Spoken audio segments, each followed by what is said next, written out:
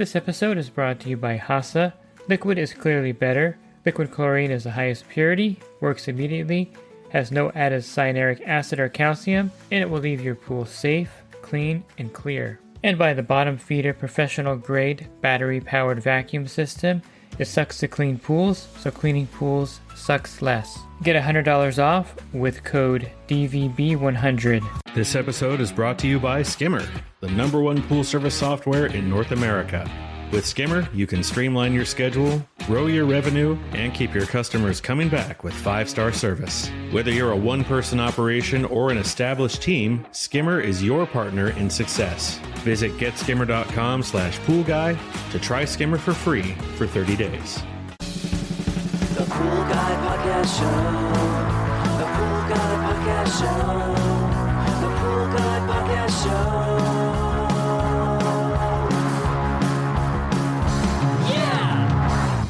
Hi, welcome to the Pool Guy Podcast Show. In this Best of Bob Lowry, we're going to continue our talk in part 2 of some rookie chemistry mistakes. And again, Bob Lowry is going to unpack some common mistakes you can make out there that cost you time and money on your pool route. So I hope you enjoy this talk with Bob Lowry on some typical rookie chemistry mistakes. Are you a pool service pro looking to take your business to the next level? Join the Pool Guy Coaching Program. Get expert advice, business tips, exclusive content, and get direct support from me. I'm a 35-year veteran in the industry. Whether you're starting out or scaling up, I've got the tools to help you succeed. Learn more at swimmingpoollearning.com. Another thing that we've touched on before is, homeowners may not know this because they always are trying to cut their runtime down on their pool filter. That's one of the problems I have out there is they're always telling me, I just had a customer yesterday tell me, oh, can you reset my system so it's not running so long because my electricity bill was super high. But I think runtime of the pool filtration system is one thing that new people don't really pay attention to. They may get an account where the customer has a 20,000 gallon pool running for 4 hours a day, and they're scratching their head. Why is the pool cloudy? Why is there algae? So the runtime is a big deal, especially in the season. Yeah, the fact of the matter is that from a filtration standpoint, if you get one turnover of the pool, and a turnover is an amount of water that's equal to the volume that's in the pool gone through the filter. So it's based on water flow. So if you take the gallons in the pool and divide it by the flow rate, then you will find out what your turnover is in minutes, assuming that your pump is in gallons per minute. So you can determine how many minutes or hours it is to get one turnover. But from a filtration standpoint, one turnover will only give you about 65% filtration. And then if you get 2 turnovers, it will give you about 85% filtration. And 3 turnovers will get you about 92 to 95%. And 4 turnovers will get you 98 or 99%. So what we recommend is that you get 3 turnovers, because the difference between 3 turnovers and 4 turnovers is like 3%. It's not worth doing. But you need to get 3 turnovers in your pool, and you can calculate for yourself how many minutes that's going to be. And all you need to know is the flow rate. Mm-hmm. And so you put a rotometer or flow valve right after the pump, at least after the pump and before it gets back to the pool, to find out what your flow rate is. And then all you have to do is do the math. If you got 30 gallons a minute running through there, you got a 15,000 gallon pool. How many minutes is that? Mm-hmm. It's 500 minutes to get one turnover. And 500 minutes is almost 8 hours. So and if you want 3 turnovers, it's 24 hours. So if you only run your pump at 30 gallons a minute for 4 hours, that's not even one turnover. That's a half a turnover. So you can't possibly get enough filtration to have a great looking pool. The other thing is, if you only run your pump for 4 hours a day, that means for 20 hours a day there's no circulation. And if you have a biomass, a biofilm, or an algae starting to grow someplace, that biomass uses up the chlorine that's in the vicinity. And if the circulation pump's not on, it used up all the chlorine. Now it can grow like crazy because there's no new sanitizer being brought to that area of the pool because there's no circulation. Yeah, and I think that's key. The circulation is something that people don't pay too much attention to when they're starting, and it's a key factor for sure. Another thing I think that new people don't understand is the high bather load and how it affects the pool. I know we talked a little bit about that with the Airbnb segment, but high bather load really affects the pool, a residential pool especially, because first of all, they're not as big as a commercial pool per se in most cases. So a commercial pool has 30, 40,000 gallons or more, and you have a little 10,000 gallon pool back there, and you have 8 or 10 kids in there. The high bather load, how does that affect the water chemistry in the pool itself?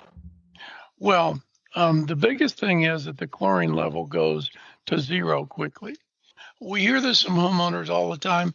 I need to keep a low chlorine level in my pool. And I respond with all kinds of answers to that because that's just wrong. Mm-hmm. Keeping a low chlorine level is a terrible idea. First of all, you got cyanuric acid in the pool, and that's preventing you from getting in touch with very much chlorine anyway. And you should tell that to your homeowners that there's only 3% of the chlorine that you're being exposed to. So it's practically nothing. And secondly, an adult bather has a chlorine demand of 4 grams of chlorine each one. And so I did the math some time ago, and in response to a question I got from someone. And the fact of the matter is, in a 15,000 gallon pool, once you put in 7.3 people, if you had 2 parts per million of chlorine in the pool, it's now 0. Mm-hmm. Okay, so if you put in 10 kids, I'm not sure, it depends on the kids, I'm sure, but I'm not sure whether an adult is equal to a kid or a kid's actually equal to more, because I have a feeling that kids actually pee in the pool more than adults do.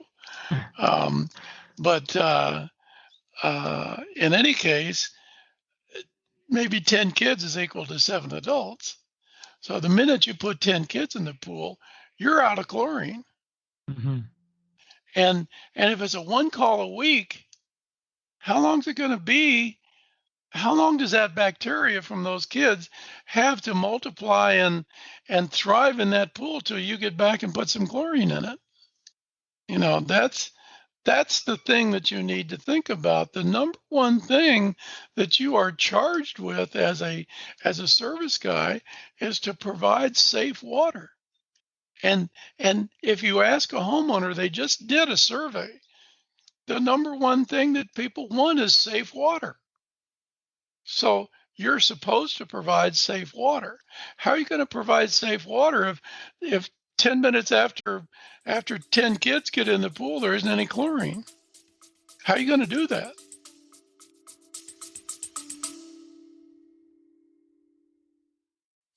And the Pool Guy Podcast Show has teamed up with UPA to bring you affordable, reliable liability insurance starting at just $64 a month. Get up to $2 million in coverage, and the members of my coaching group get an even lower rate. Protect your business and your peace of mind. Sign up with UPA today by clicking the link in the podcast description.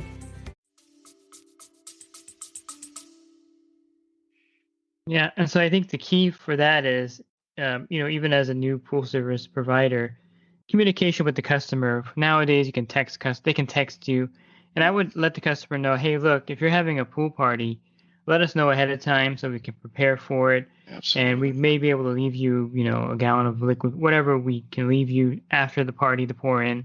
And I think that's the key, is that understanding that you just can't go through your day and treat every pool the same, because some pools, of course, no one ever uses them. That's, one of the things you'll run into. But then there are those pools where they're using them all summer long. I mean, I've been back at accounts before where I go back there at 8 in the morning and there's already kids in the pool. Yeah. So it's one of those things that you just have to be aware of, that affects it. And I think the last thing we'll touch on here is the importance of proper training. And you have a certified residential course that you do on Saturdays, once a month roughly. And they also teach that at the pool shows. And I think one thing that new people don't realize or don't understand is the importance of getting educated, getting training. If you go to a pool show, these rooms should be full of everyone in there, but usually they're half full, most of the courses.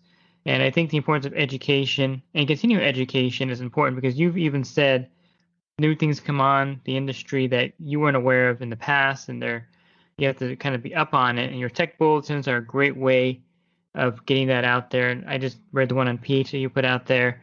And I think, being educated and learning new things and realizing that things change a lot in the industry, and just learning the basics, is really important. Well, there really isn't anything that's out there that's a whole course. And that's why we developed the pool chemistry course that we did, because you can go read an article, you can go to a seminar and stuff, but most of those are on a subject, or they have 1 hour to discuss pool chemistry, and they just say, keep your pool in these ranges, have a nice day.